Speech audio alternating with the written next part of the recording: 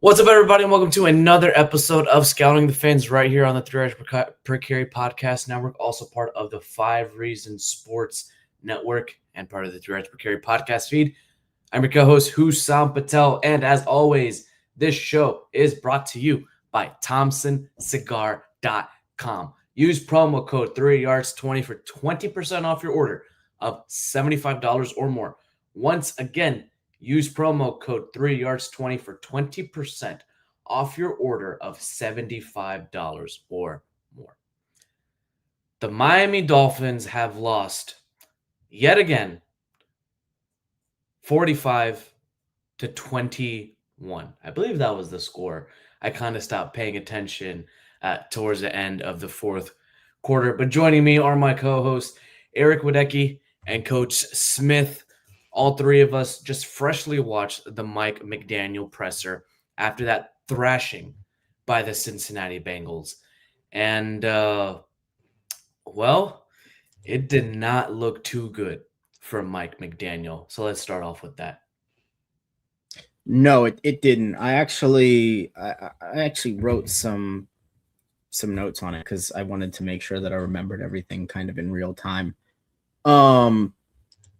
Really interesting thing that he mentioned about Aaron Brewer and Austin Jackson needing to rally the troops. As the head coach, why are you insulating yourself from that? Why is it's their responsibility?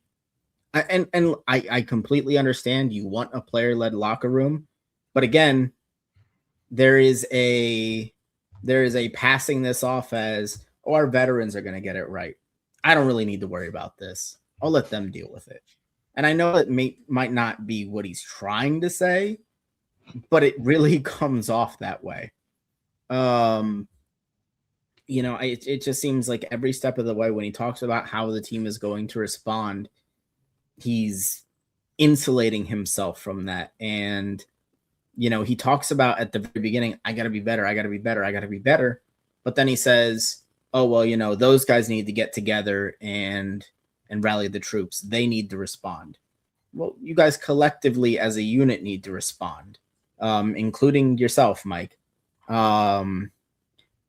Additionally, I think at some point this season, you have to eat a fine or two in a post-game press conference, because you do have a player who came up in the practice squad, who this could be his only opportunity to make, an NFL roster, and getting called for that OPI. Listen, it's a 45-21 ball game.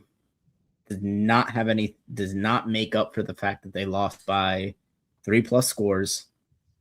But at the very least, stand up for your guys. We saw that you were frustrated on the sidelines. I get it. But at some point, I would think for a head coach, it's worth it to eat a fine or two to know that, for your guys to know that you're going to stand behind them, instead of kind of just tepidly, yeah, well, I was upset about it. It was a bad call. Like, no, say it with your chest. You were very upset in the third quarter about it. Be honest about how you felt about it. I just conviction don't from there, right, Eric? No conviction of that. Yeah, no conviction there. But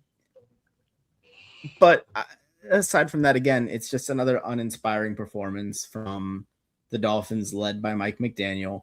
I don't know if the two things have any correlation, but if this is how the Dolphins respond to the news that he's likely going to be the guy in 2026, not a great sign. Otherwise, I'll just start here. Ewers, I would give him like a C+. I think he was okay. I don't think he was good. I don't think he was bad. I think he was okay.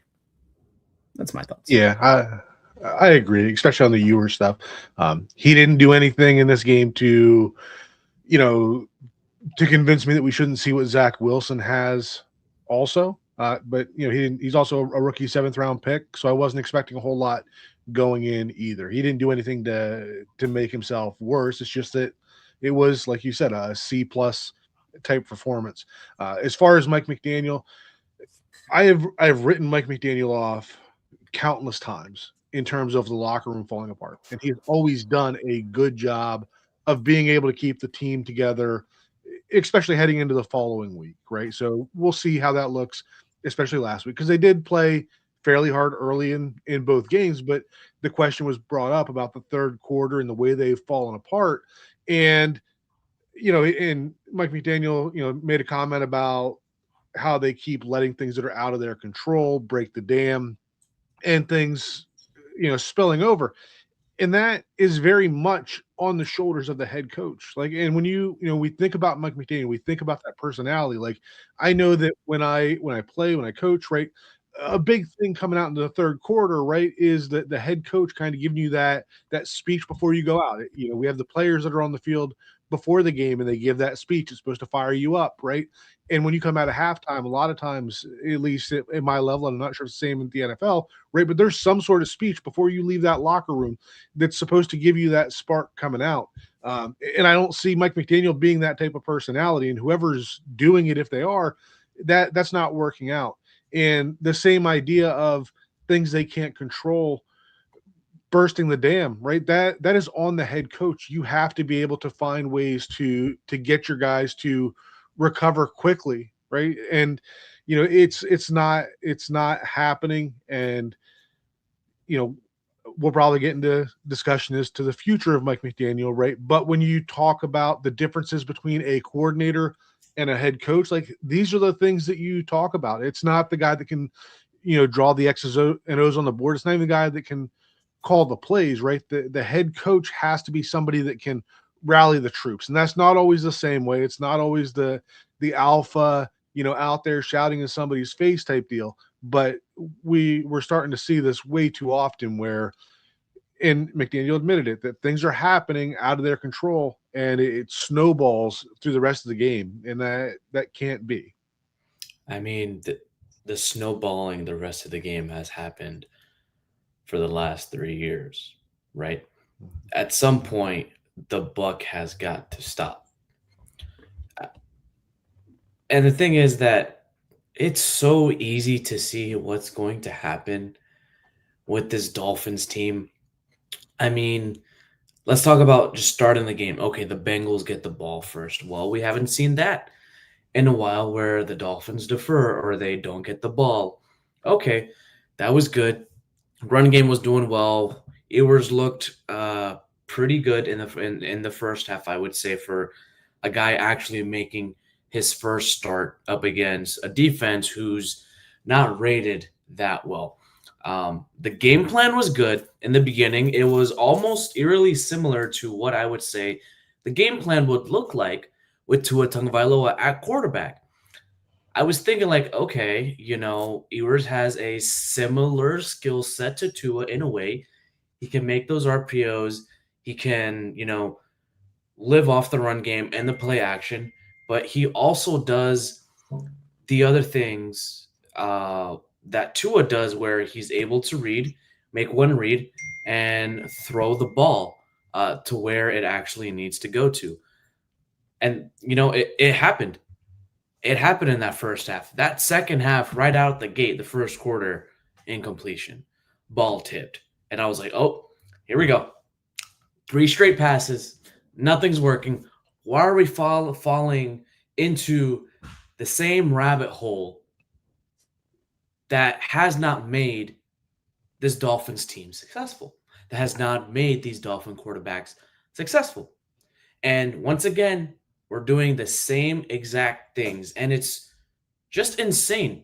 It is literally the definition of anxiety, and I just couldn't believe it, man. Like, I had put something out there in a chat of mine with my buddies saying that Burrow's gonna have a good game. He'll go for like 3, 4, maybe 5 touchdowns.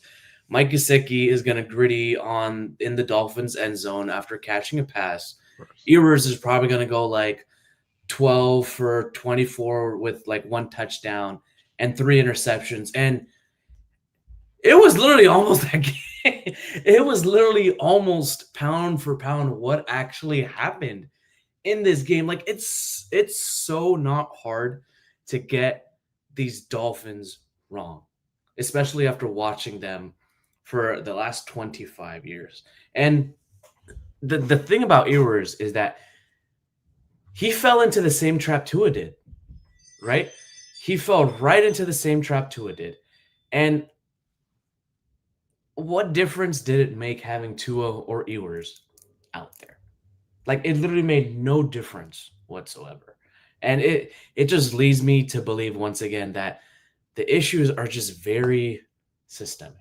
It comes from the play calling to the play design to clock management to getting the roster up to speed, making sure they're doing the exact right things. And as coach, as you said, making sure you're coming out of the half, the guys are pumped and they know what you need to do, but the head coach taking responsibility and actually putting a action to end what has been happening for the last 3-4 years. Yeah, I think with the play calling in regards to the second half is I think Mike McDaniel kind of forgot what happened in that first half and the way that it played out. Part of the reason why Ewers had the first half that he did, where he was able to be comfortable, where he was largely accurate and on time, was because the Dolphins had put the fear of God into the Bengals defense with Devon Achane by that point. And then I think Mike McDaniel kind of just thought, okay, well, Ewers is rolling. We can go pass heavy at this point. Not necessarily. You have to set those plays up with the run game for it to be successful with this offense. And it's a lesson that Mike McDaniel has learned and forgotten like 10, 20 times over the course of this season, where he'll suddenly remember, oh yeah, you know what? If I run the football, it's a lot easier to throw the football. And then they throw the football with success. And it's like he forgets that running the football preempted that to begin with. I think with Ewers, some of the throws to the outside had a little bit more zip on them. Aside from that, I really didn't notice much of a difference. And it does kind of speak to Mike McDaniel and the way that he manages the game. I mean, you think to short yardage again, that stuff even popped back up. You're looking at 3rd and 1, and you pitch it outside to Devon Achane for a loss of 5.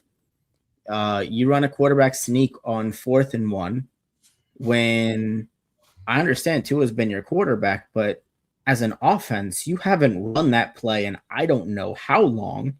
And it's just, you've got your quarterback throwing jump balls to Jalen Waddle, who not his game.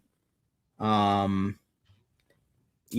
there's anybody that I want them throwing jump balls to, it's Darren Waller, who actually came down with a couple of those in the game, and then they suddenly just kind of forgot about him again.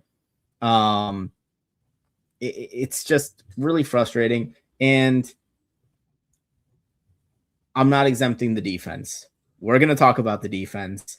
I really wish we would have been able to see Jordan Brooks's comments post game if he even went up to the podium, because I have to imagine that would be pretty entertaining. Oh, he was lining up Anthony Weaver on the sideline. Weaver had to come and check and see what the heck was going on, and he was going back and forth with Anthony Weaver. When I saw on the broadcast, it was the touchdown to Chase Brown, which Burrow passed out of. Chase Brown motioned out to the outside, and Jordan Brooks was actually on the line of scrimmage. He was the mic. He was following Chase Brown, which was his man. And he was trying to communicate to Jack Jones and the secondary to bump the coverage, move over, grab the motion man. As soon as Brown got set, boom, snap, Burrow threw right to Chase Brown, touchdown. And Brooks was livid. I mean, he was livid. And I feel like he must be livid in that locker room for the incompetence that has been happening with this offense, with this coaching staff, and with this organization. Like, he is for sure a captain. He's playing his heart out, and it saddens me to say, but him being the tackle leader for this team doesn't really mean much because he might not get a Pro Bowl selection. He's not going to be playing meaningful snaps in the playoffs. It's just there in the record for now. And there's nothing to show for it. I mean, you can say the exact same case for players like Jalen Waddle, like Zach Sealer. Jordan Brooks obviously is one. And even your boy, Patrick Paul, coach. I mean, no one on the offensive line this game actually surrendered a sack. And I think that's a big win. I think that is a big win. Even though they're playing up against a 32nd ranked defense, that's still a big win, especially with the rookie quarterback playing in his very first career start. Yeah, that was a big win. It did feel like, I know that you guys had talked on the pregame show about the Dolphins offensive line and their performances in true pass sets.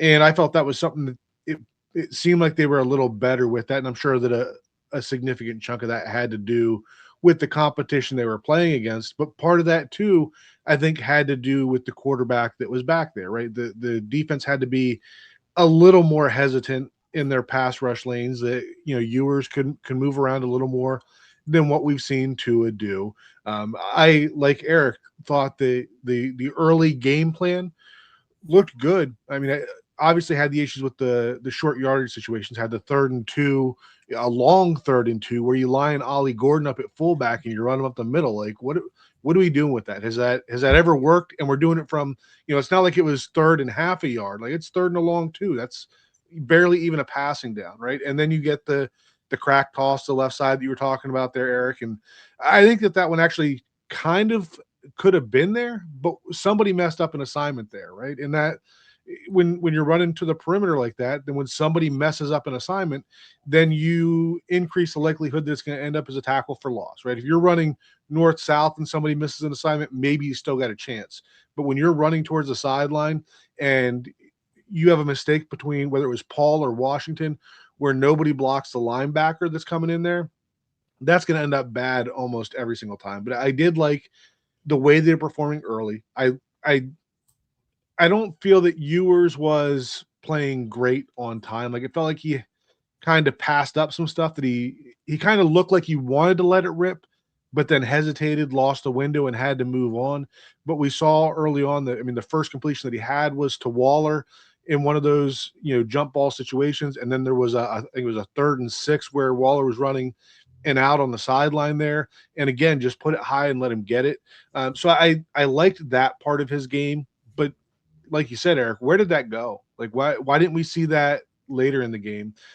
We saw Ewers trying to throw into some tight windows, saw him missing some throws.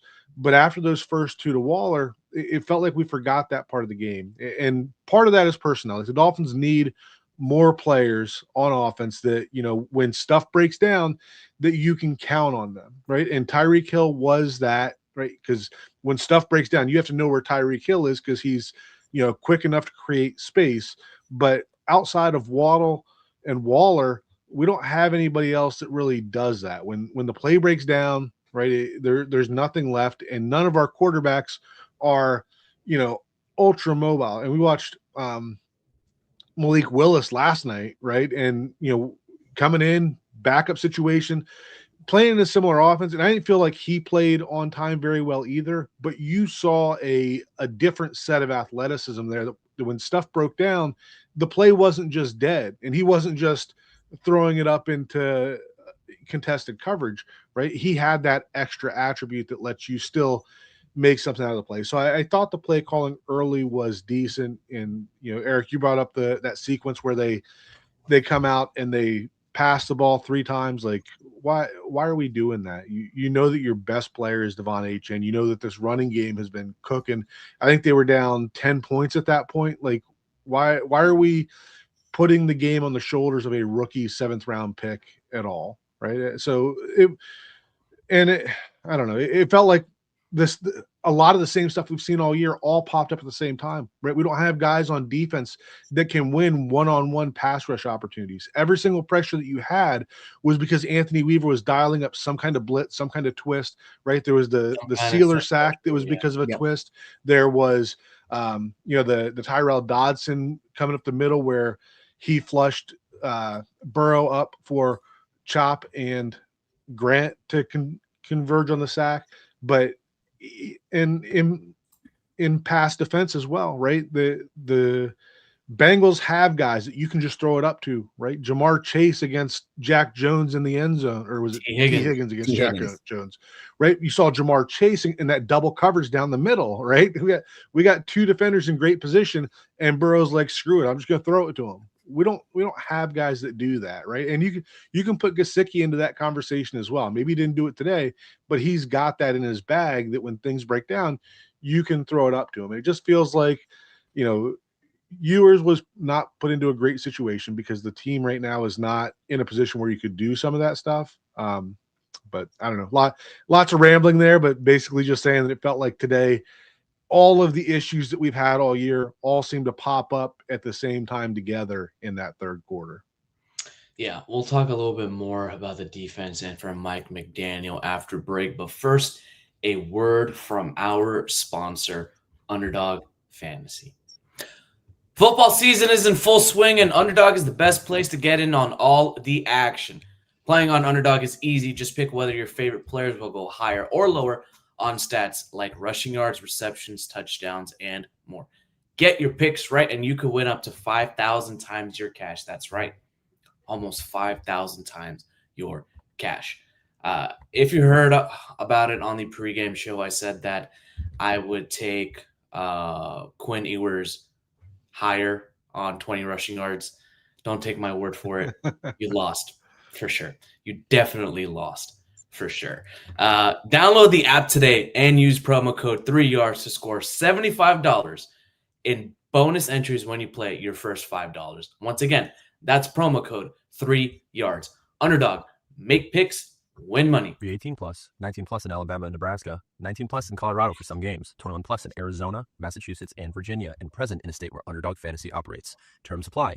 See assets.underdogfantasy.com/web/play and get terms _DFS_.html for details. Offer not valid in Maryland, Michigan, New Jersey, Ohio, and Pennsylvania. Concerned with your play? Call 1-800-GAMBLER or visit ncpgambling.org. In New York, call the 24/7 HOPE line at 1-877-8-HOPE-NY or text HOPE-NY 467-369. And we are back. Yeah, let's talk about this defense a little bit. Once again, gassed coming out of the second half. Obviously, the offensive turnovers did not help. Short field positions. And right after that turnover, it looked like everyone just gave up, especially on, the touchdown run to Chase Brown. And it brings to a bigger point, something you highlighted in the first half of the show, Coach, that the Dolphins seriously cannot generate any pressure outside of sim pressures or blitzes. Bradley Chubb couldn't do anything. Chop Robinson, Dolphins' former first-round pick, couldn't do anything. Again, that sim pressure where where Kenneth Grant and Chop Robinson collapsed the pocket and grabbed Joe Burrow.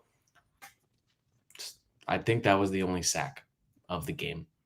I want to see what the success rates look for 4-down rushes, but you got a sense that the Dolphins are going to prioritize edge rusher in the offseason, especially after trading Jalen Phillips away. Are they going to keep Bradley Chubb? Are they going to overhaul the edge room? Are they going to draft another guy in this draft? I mean, you got Quentin Bell, you have Chop Robinson, and Bradley Chubb for now. Who else is actually going to do anything? Are you going to continue to slide Zach Steeler out into a 7-tech where he's much more valuable as an interior defensive lineman? Don't get me wrong. The development of Jordan Phillips and Kenneth Grant has been great. And even Zeke Biggers, he has shown some pass rushing moves, some good prowess. But you can't always have 3 to 4 interior defensive linemen on the field on obvious passing downs and sometimes even rushing downs. You need to be able to get after the quarterback and make the pocket uncomfortable. Tyrell Dotson, once again, lost in coverage. Jack Jones could not do anything up against T. Higgins. T. Higgins is much taller than Jack Jones. And Burrow was just putting everything on the spot for him. Anthony Weaver, and I've said it again, over and over again, cannot have a good defense when he plays an above average to good quarterback at any point. At any point, this has been the case for the last 2 years. We've said it. We've talked all about McDaniel and the offense, but the buck has also got to stop with Anthony Weaver. I get Minka Fitzpatrick was not out, but you brought in guys like Ife Melifonwu, Ashton Davis, and you brought other guys to fill in those holes that were actually valuable starters for other teams, but now they're not doing anything for you. Where is the accountability going to be for Anthony Weaver and the defense on that? Yeah, it's a really bad situation defensively because you've got corners that are have no business in the red zone being left on an island with T. Higgins. You've got a front four that cannot generate any pass rush. Your linebackers are good, but nobody seems to want to listen to them. It's just right now, again, it all comes down to culture things. It's the communication of the defense. The pressure, you have to address the edge. That's a problem that's going to keep popping up until and unless you address it. And in your cornerback room, I think a lot of the reason why the Dolphins were giving up some of these shorter passes, Chase Brown was a menace in the pass game today, but the Dolphins were so terrified that Jamar Chase and T. Higgins were going to take the top off the defense that, they were playing extremely soft coverage and they left the underneath wide open. And we said it too, right? We said it too pregame, Eric, that the Bengals are actually not a good offense when they throw short, like within 4 to 5 yards of the sticks. And yet they still gashed the Dolphins there. They had a crucial third down conversion over to Cam Sample when Joe Burrow was pressured, and he just passed it to Sample, and he gets a first down on 3rd and 10. Like, they can't even take the weakness away from it. Well, that's the thing is other teams can generate a pass rush, right? I mean, that's really the biggest difference is Joe Burrow has that time to hit his back foot, make his first read, make his second read, and then hit his check down. And against other teams with Cincinnati's offensive line, that opportunity really isn't there. I do just want to shout out to a Sleepy Spaceman on YouTube, $5 for the super chat. We do appreciate it always. He asks, if you are in McDaniel's shoes and you get one last chance, how do you tackle this offseason knowing you're in the hot seat? I've been talking for around about 2 straight minutes now. So, Coach, you are a coach. Put yourself in coach's shoes here. I'm sorry about that. I didn't mean to just throw you on the spot, but yeah, you're good.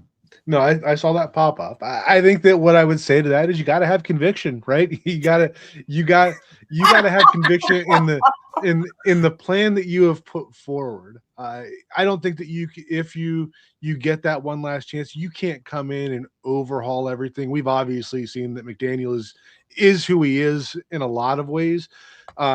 So you got to find a way to be able to build a roster that can win with the way that McDaniel wants to play football, right? He wants to throw the ball, right? So you have to find more pass catchers. And they finally feels like an offensive line that they can succeed with, right? If you had this offensive line and you had this continuity on the offensive line in the early years of McDaniel, we'd probably be looking at a better result, right? But now it's flipped, and now we have the stability at the offensive line, but you don't have the weapons that you need to run the offense the way that McDaniel does, and you don't have the quarterback right now, right? Whether it's Tua and whatever reason he's fallen off, or you're talking about a rookie 7th round pick or a reclamation project in Zach Wilson, you don't have the quarterback in place.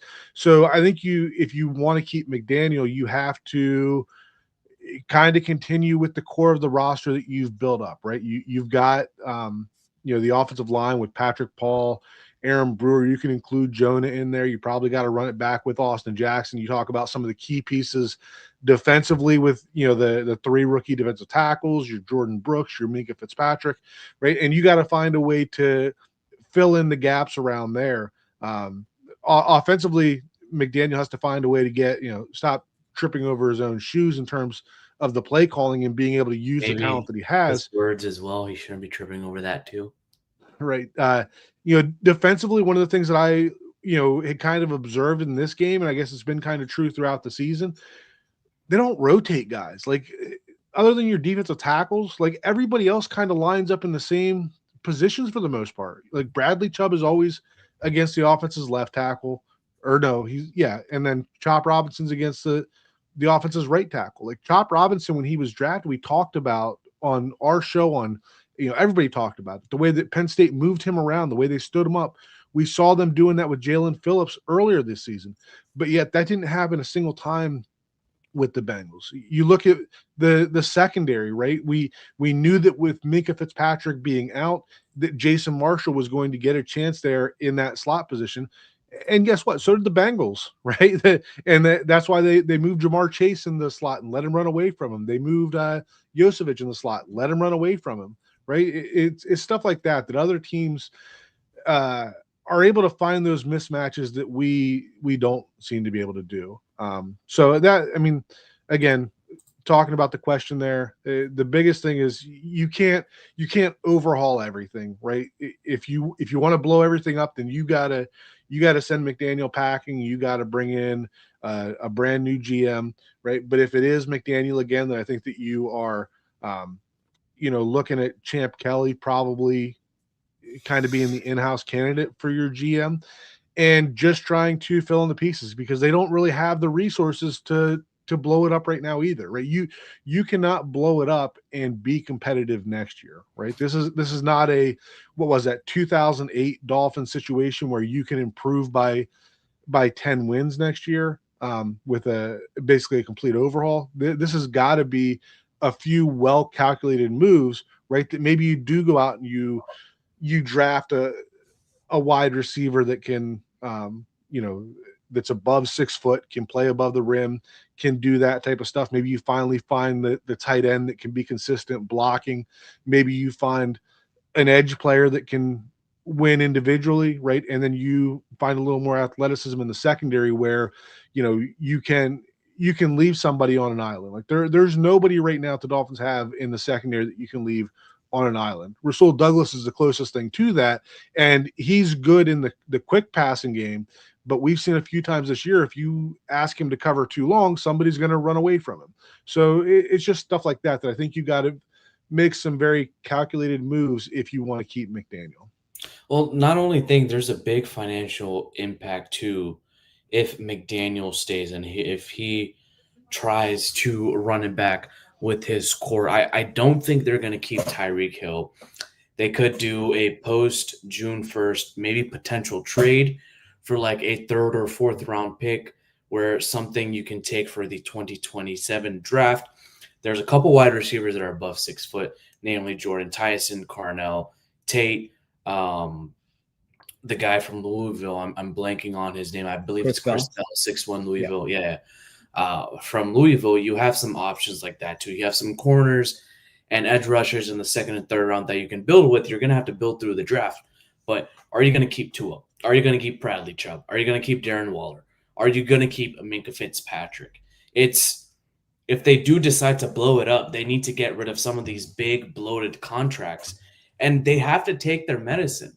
I mean, if McDaniel has been given the job security, as reported by the media, I feel like his job may not be that secured after today. But if his job is secured and Ross is willing to wait, which he has been very patient for the last decade and a half or so, I think McDaniel will still be here for 2026 to build his team, to weed out his core and build what he wants so that way he can get the results that he has been asking for the last 2 years. And he was asked today by Dave Hyde about the report where NFL Network was conveying that he will be back next season. And this was his response. He was kind of, mumbling, jumbling a little bit, but all in all, it was for him, and I quote, "The focus for me as a head coach, there's plenty to focus on that I don't spend my time thinking about the job I already have."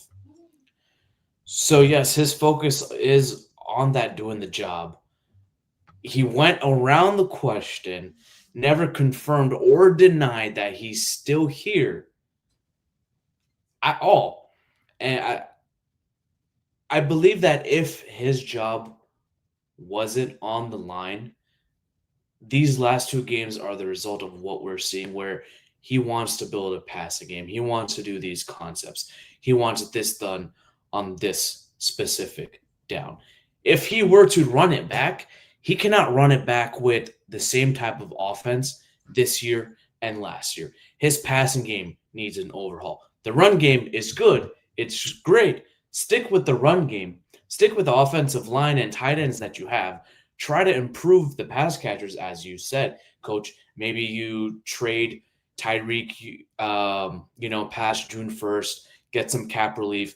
You draft Carnell Tate or Jordan Tyson in the first round, maybe Chris Bell as well.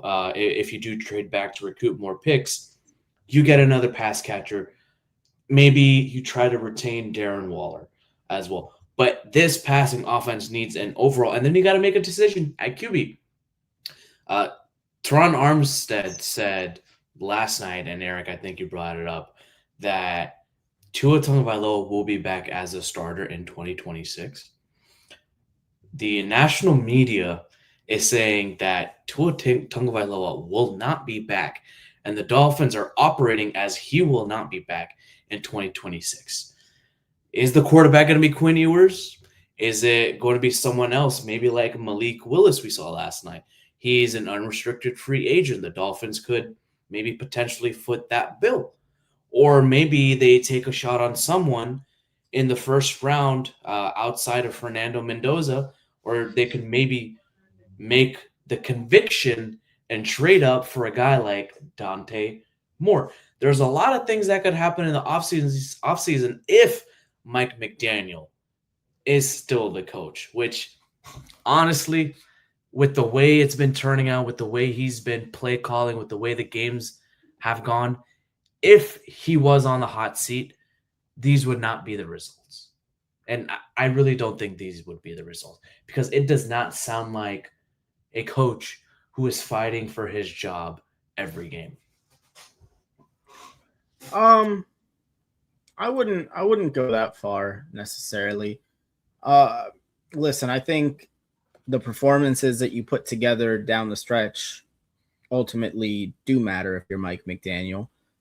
Because again, I think the conversation that you're going to inevitably have with Stephen Ross this offseason, when he asks you what went wrong with the offense, is he really has no choice but to kind of try and throw Tua under the bus. Because otherwise he's saying, this was my offense.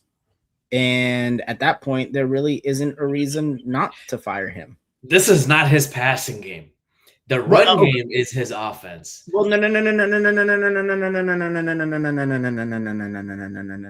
He doesn't get a pass for that either, because his idea to revamp the passing game was to hire the guy whose passing game it is this year, who had things regress. So I'm not giving him a pass on that either. And at least I don't think Ross should. He has to show that he's capable of putting together a competent offense with someone other than Tua at the helm. And he's got 2 more games to do it. Didn't happen today against the 32nd ranked defense, which is certainly not a good omen. If he is back and the Dolphins, and if he is, then I have no other choice than to believe it would be a run it back situation. I don't think Tua would be guaranteed the starter unless he has some sort of really serious physical transformation in the offseason where he can recruit some of the athleticism that he's lost. But I think the Dolphins would be looking for that stopgap reclamation project kind of quarterback. Zach Wilson clearly wasn't that guy this year. Maybe Quinn Ewers does something down in the last 2 games to prove, at least worthy of being on the roster next year in a backup capacity. I'm not certain. But I don't think it should be a given that Mike McDaniel is back this season. And I know the reports are out there in the media, but I just, it defies logic to me that if the Dolphins put up this kind of performance in the next 2 weeks, and it's certainly within the realm of possibility, because this was clearly the softest game of the remaining games on the schedule. And they play Tampa next week at home, and they're home. If you get 2 more of these, I just don't see Mike McDaniel surviving. I don't. Yeah, I agree with that. You can't show up the next 2 weeks the way that you did today and then bring Mike McDaniel back. And you can say in some ways the games don't matter and that you're not going to have guys playing as hard, right? And I get that to an extent, but if you go in, it's not like this was the last game of the season, right? This wouldn't be like Tyreek saying I'm out in the second half of the Jets game last year. We're talking a significant chunk of the season, right? Like in some years, 3 games makes a difference of whether you make the playoffs or not. So if you go, 3.5 games, if you want to use the Steelers game with it as well, and you say that this team essentially quit on the head coach, right? How do you bring him back and expect the players to respect him, right? If you're showing up to practice every day and you are just accepting of the fact that your players are rolling over because the season is over, how can you come back and just hit reset coming into training camp next year and think that the players are going to respect him, or the guys coming in are going to respect him? Again, it feels like next offseason we're going to be doing the thing again. I can already see it right now. Next year at the start of training camp, you know what everyone's favorite word would be again? Adversity is opportunity.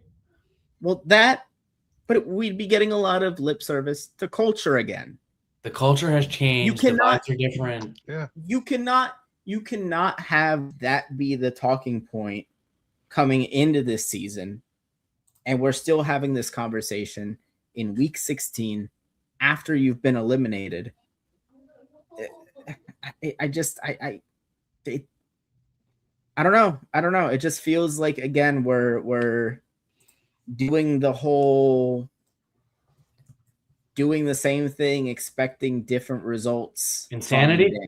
Yeah. Insanity is what it is. All right, folks, stick with us here on Scouting the Fins, also part of the 3 Yards Per Carry podcast feed, part of the 5 Reasons Sports Network. We'll see what the Dolphins look like up against Tampa Bay. We'll see if McDaniel keeps his job. Let's see the progression, what Quinn Ewers will have, and maybe the Dolphins defense can actually generate a pass rush with 4 defenders against Tampa Bay. As always, go Fins.